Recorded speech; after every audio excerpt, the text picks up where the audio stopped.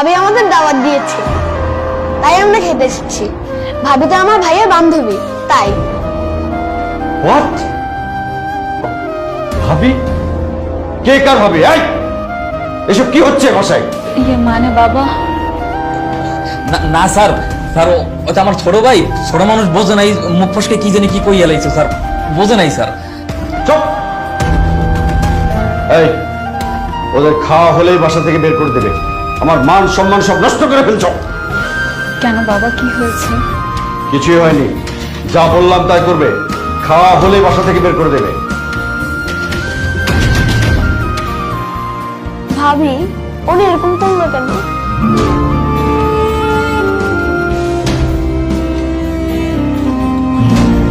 চলো ভাইয়া, আর খাওয়া লাগবে না, চলো। না, আমি খাবো। বললাম তো ভাইয়া, বাড়ি থেকে ভাইয়া রান্না করে